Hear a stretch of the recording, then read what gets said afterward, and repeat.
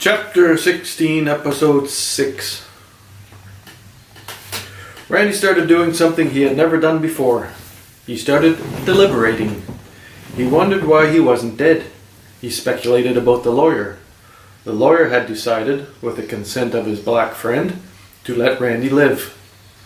Was it an act of generosity, or did he plan to torture him, drive him crazy? He hadn't made Randy doubt his own mind. He had assured him he was no crazier than anyone else, just that everyone else was crazy. If that was true, how could anyone who was crazy hope to not be crazy? He looked at one of the crazy men who had been watching him, a black man. He remembered that he hated black men. He couldn't remember when he had decided that he did, or why, or what it meant. Did the man know that Randy didn't like people who weren't white? Randy didn't feel supreme. He wasn't a supremacist. He just thought America should be white like it always was. Imagine there is no outside world. We are in a spaceship lost in space. We have run out of fuel. What? Start from here, in this space. The androids can manufacture sedatives and food for us. We have a problem to solve. Why the sedatives? Good question, my friend. Why are you my friend? It increases our chances of finding a solution. I don't even know you. Ask me my name. What's your name? I am your captain, Captain Crunch. That don't make no sense. Why ain't I the captain? Because I am for now. I don't have to take your orders. I didn't give you any. Why there ain't no fuel? It's your fault. You were in charge. But I didn't do nothing. I don't even know what our fuel is. I don't know what you're on about. Your brain is electrical. Your brain energy feeds a generator. You ain't been thinking enough. Randy looked out the window and saw the snow falling beside the lights. It seemed two-dimensional from where he sat. It could be the outside he remembered.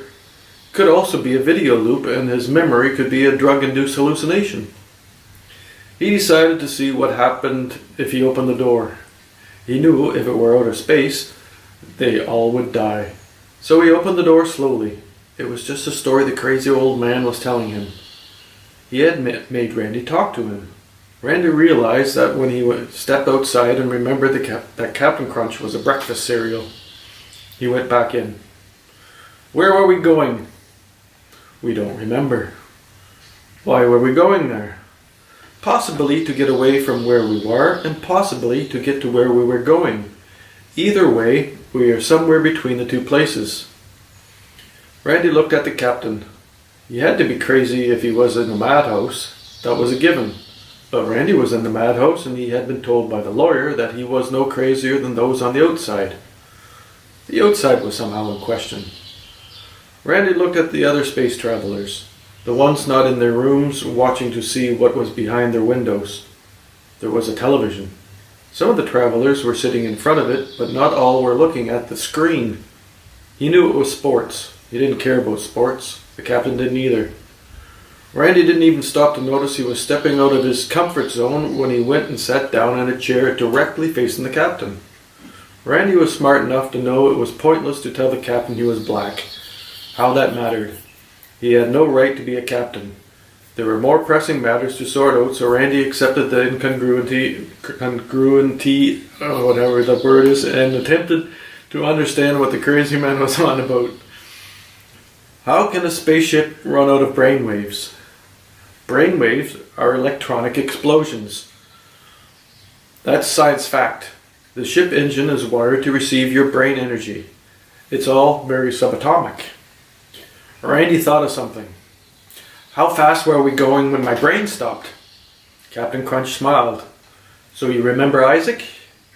Randy didn't remember Isaac, but he did remember that there was a satellite Victoria or Viking that left and it had no fuel. It was still leaving. The question should be how to stop when we get there. Captain Crunch smiled. Yes, it is. Stopping is going to require a lot of fuel. To stop? We are in space. Our only brakes are fuel. Need fuel to stop was a bit too much for Randy to picture. But he did reason that the captain was probably the captain because he knew things. Space didn't have roads. Randy realized you couldn't use normal brakes.